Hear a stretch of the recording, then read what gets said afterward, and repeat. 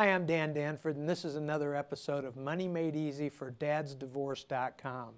Another great question from a viewer at the website. I am currently going through a divorce and watching our assets being divided. I am becoming strongly aware that a divorce is also a major financial event that can have repercussions for years to come. What are some things I can do to make this transition in my life a little easier financially? Yeah, many years ago, Dr. Tom Stanley wrote a book, and it became kind of famous in the financial world, called The Millionaire Next Door. And in that book, he discovered most people who have millions of dollars are actually not the people we think. They're the people who live in modest neighborhoods and drive modest cars. Many times, the people who we think are rich actually are spending all their money on their lifestyle, and they have very little real wealth. They don't have any money in the bank. And if they had to pay off all their loans and stuff and pay off their house, they might not have much net worth at all. One of the kind of unusual discoveries that Tom Stanley made in that book was that most millionaires are still married to their first spouse.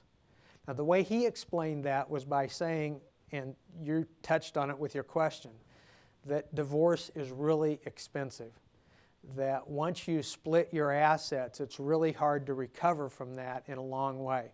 So I absolutely concur with what you said, and hopefully we can move you beyond that a little bit. Now, one of the things you need to do, without exception, is to get a good attorney. And a divorce settlement is a really big deal, and it should be fair to all the parties. But you're one of the parties, so you need to make sure that you have good representation so that you don't end up giving up more than you should just to get the divorce taken care of.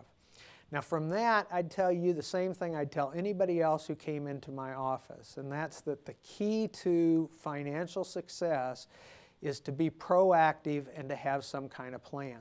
And I think that's really important, especially for somebody who comes through any major transition.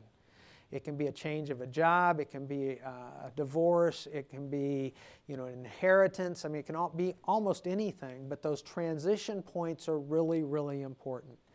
And so what I would suggest that you do is sit down with a piece of paper and write down the things that you think are most important to you, and to make some kind of estimate about what it will take to achieve those things. And then it just becomes kind of a math problem of what it takes to get you where you need to go. Now, all of that may sound a little squishy, but the truth is, the more you can put numbers to things, the more likely you are to achieve them. So if your goal is to have $100,000 in your retirement account, that's pretty simple. You can just get out a pencil and a calculator, and you can figure out how much you need to set aside in your 401k every month in order to accomplish that over a period of time.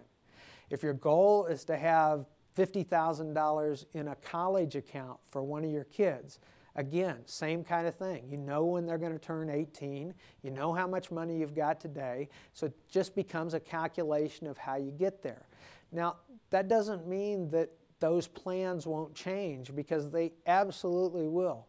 You can start doing that today, and something is sure to come up along the way. But you're more likely to achieve your goals with some kind of plan, and then you can make adjustments to your plan as you go forward. I mean, it really is a question. Every time I deal with people, it really comes down to this. People who reach financial success are very premeditated in how they accomplish things. They think about how they spend money before they spend money. They keep track of where the money goes so that they know. And those are the things that make a difference.